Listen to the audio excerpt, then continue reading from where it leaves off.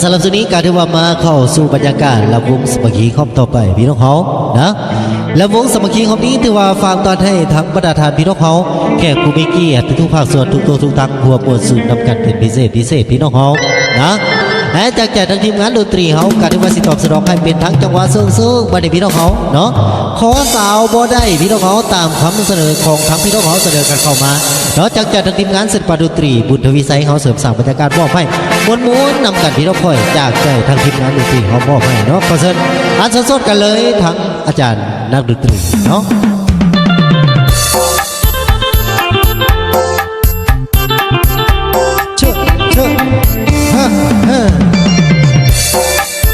ขอผู้สาวบ่ได้พี่น้องเอ๋เนาะตามคำเสนอกันมาพี่น้องเขาจากใจทีมงานดนตรีเขาบอกให้เนาะบอกจากไล่ว่าเสียงคนสาคุ้มเนื้อคุ้มไตว่าคอยของสาวบ่ได้อยากอายหมู่กองเลือเกินเสียใจเต็มที่ก้มหน้านี้ตั้งแต่ก่อนคืนพออยู่ให้หอดมืออยากอายคนเขาสิเว้าใส่ขอลาพ่อแม่ถือเอาแพ้กระเป๋าเสื้อผ้ากดกันไม่เดินน้ำตาอย่าเฝ้าหลังออกลาว่าเจ้าของตอนนี้กำลังอับอ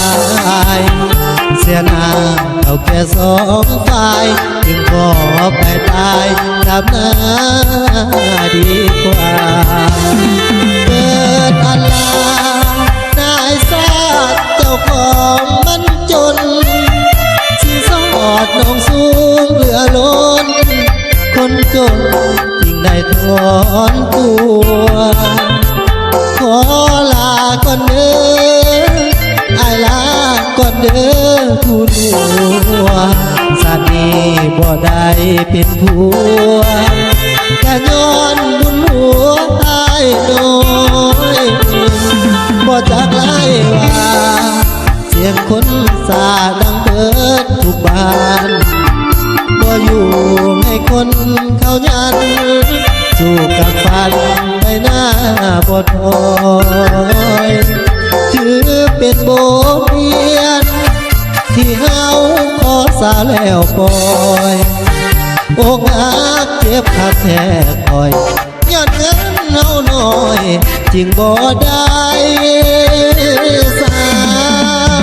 ว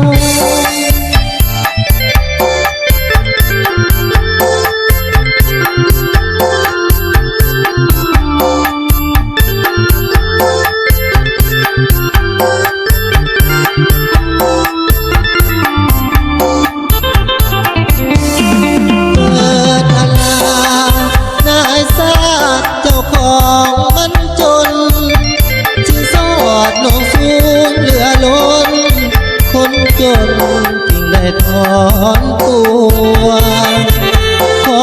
ลาก่อนเด้อไอ้ลาก่อนเด้อทุกหัวจากนี้ก็ได้เป็นผัว